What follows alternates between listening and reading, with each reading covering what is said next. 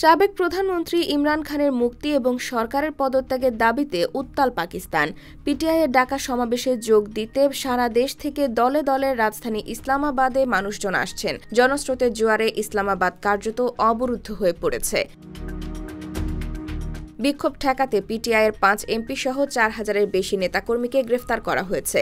এত কিছু করেও সমাবেশস্থলমুখী জনস্রোত ঠেকাতে পারছে না সরকার। অবশেষে সেনাবাহিনীর দ্বারস্থ হতে হলো তাদের।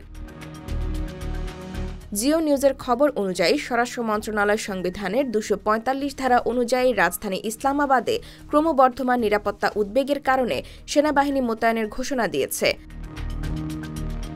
বিক্ষোভকারী ও বিশৃঙ্খলাকারীদের বিরুদ্ধে কঠোর পদক্ষেপ নিতে নিরাপত্তা বাহিনীকে কড়া নির্দেশনা দিয়েছে কর্তৃপক্ষ। এমনকি পরিস্থিতি নিয়ন্ত্রণে রাখতে প্রয়োজনে বিক্ষোভকারীদের দেখামাত্র গুলি চালানোর মতো চরম পদক্ষেপ নেওয়ার ক্ষমতা দেওয়া হয়েছে।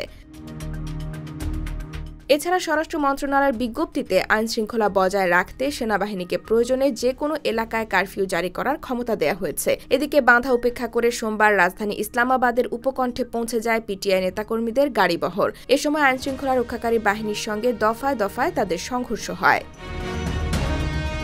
ইসলামাবাদের ডি চকে জামায়াত হওয়ার ঘোষণা দিয়েছেন পিটিআই নেতাকর্মীরা। তাদের ঠেকাতে রাজধানীর সহ সব প্রবেশপথ বন্ধ করে দেওয়া হয়। 2 মাসের জন্য রাজধানীর শহরে 144 ধারা জারি করা হয়। সব ধরনের সভা সমাবেশ ও জামায়াত নিষিদ্ধ করা হয়েছে। পাক গণমাধ্যমের খবরে বলা হয়েছে, দেশটির সংবিধানের 245 নম্বর ধারা অনুযায়ী রাজধানী ইসলামাবাদে সেনাবাহিনী মোতায়েনের ঘোষণা দিয়েছে স্বরাষ্ট্র মন্ত্রণালয়। বিক্ষোভকারী ও বিশৃঙ্খলাকারীদের বিরুদ্ধে কঠোর পদক্ষেপ নিতে নিরাপত্তা বাহিনীকে কড়া নির্দেশনা দিয়েছে প্রশাসন। পরিস্থিতি নিয়ন্ত্রণে রাখতে প্রয়োজনে বিক্ষোভকারীদের দেখামাত্র গুলি চালানোর মতো চরম পদক্ষেপ নেওয়ার ক্ষমতা দেওয়া হয়েছে নিরাপত্তা বাহিনীকে।